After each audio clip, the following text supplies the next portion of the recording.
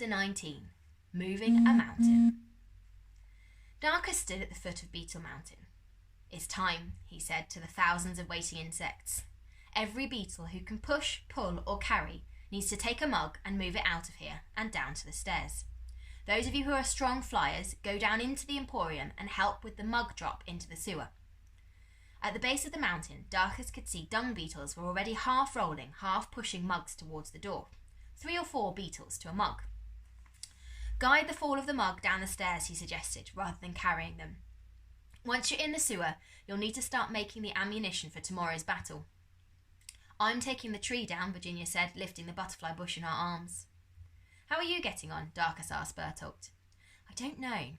It's hard to judge how much wood the beetles can eat through in one night," Bertolt admitted. "But good, I think."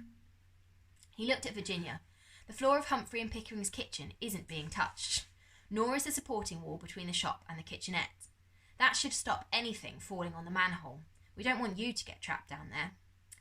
"Relax, we've got an army of beetles on our side," Virginia said, heading to the door. "What could possibly go wrong?" Bertolt looked anxiously at Darkus. Darkus gave Bertolt's shoulder a reassuring squeeze and nodded at the trail of beetles carrying, dragging and pushing mugs out of the room and down the stairs.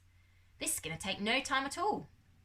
As the night drew on, the initial excitement of helping the beetles and striking a blow against Lucretia Cutter became concentrated into an industrious silence, punctuated with serious looks and nods.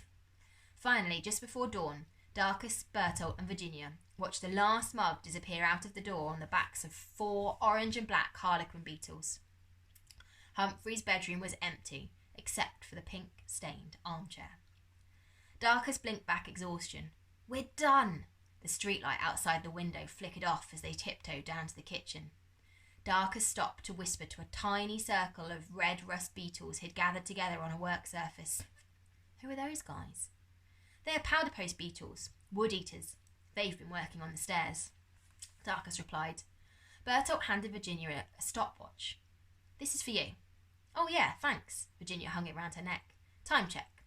It's 5:32. "Should we quickly check on the mountain?" Darkus suggested.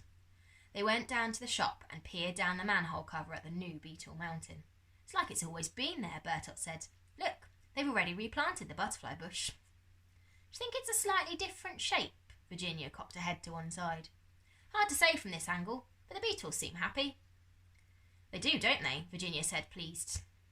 They could see the beetles scurrying over the surface of the mountain, securing mugs and plugging gaps with moss and fluff. "Who said it was impossible to move mountains?" Darkus smiled. So Virginia sat up. "I guess it's time for us to split up." They looked at each other, registering what they were about to do. "Uncle Max will be waiting for me," Darkus said. "What excuse did you give your parents in the end?"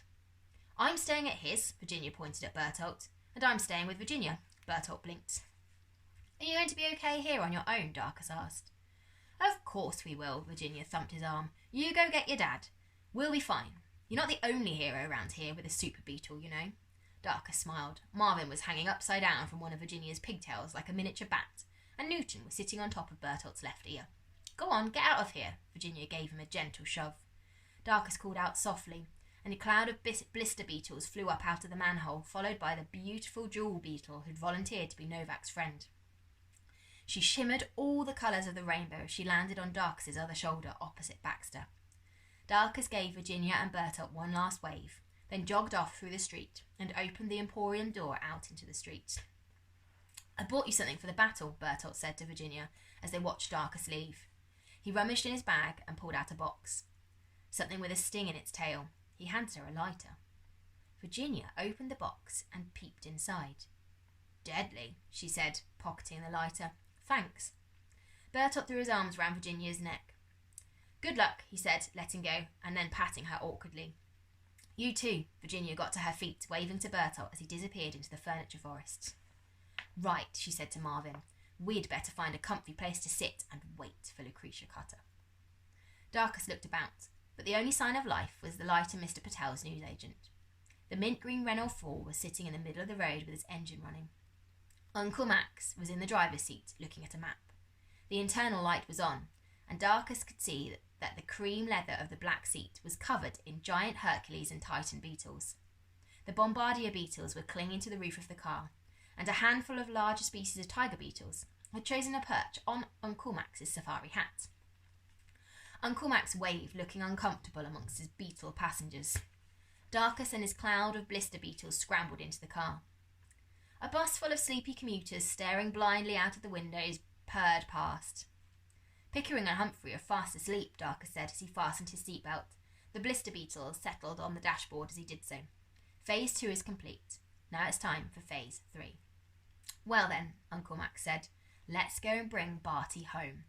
He slammed his foot on the accelerator, released the handbrake, and the car leapt forward with a roar.